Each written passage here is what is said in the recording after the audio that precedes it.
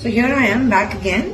So வெங்காயம் வந்து கொஞ்சம் வதக்கிட்டோம். அதுக்கப்புறம் காஞ்ச மிளகா எடுத்துட்டு அதே பேன்ல கொஞ்சம் காஞ்ச மிளகா லைக் அந்த மஸ்டர்ட் ஆயில் போட்டுட்டு கொஞ்சம் காஞ்ச மிளகா கொஞ்சம் பூண்டு.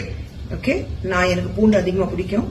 ஸோ இந்த மாதிரி சாலிடாவே போடலாம். நீங்க வந்து அதை அரைச்சு போடணும் அதெல்லாம் கிடையாது.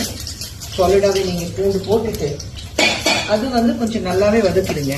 நல்லா வதக்கிட்டு அது தனியா எடுத்துடணும். எவ்வளவுக்கு எவ்வளவு வதக்குறீங்களோ அவ்வளவு நல்லது. அண்ட் உங்களுக்கு காரம் போட்டோம். உங்களுக்கு காரம் அதிகமா பிடிக்குதுன்னா நீங்க 1-2 பச்சை மிளகா கூட ஆட் பண்ணலாம். என் பசங்களுக்கு கொஞ்சம் காரம் பிடிக்கும். ஸோ நான் ஒரே ஒரு பச்சை மிளகா போடுறேன், அதிகமா போடல.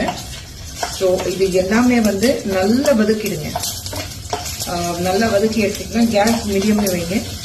நல்லா வதக்கி எடுத்துட்டீங்கன்னா உங்களுக்கு நல்லா இருக்கும். அண்ட் ஞாபகத்தில் இருக்கட்டும், எல்லாமே வந்து மஸ்டர்ட் ஆயில பண்ணாதான் அதோட ஃபிளேவர் இருக்கும், டேஸ்ட் இருக்கும். சரிங்களா? ஸோ மஸ்டர்ட் ஆயில் அதை வதக்கிட்டு இருக்கேன். ஸோ உங்களுக்கு கத்திரிக்காய் தனியா பண்ணி எடுத்தாச்சு, வெங்காயம் தனியா பண்ணி எடுத்தாச்சு. இப்போ இதுல வந்து உங்களுக்கு பூண்டு, காஞ்ச மிளகா, பச்சை மிளகா இது எல்லாமே வச்சுட்டு வதக்கிட்டு இருக்கேன்.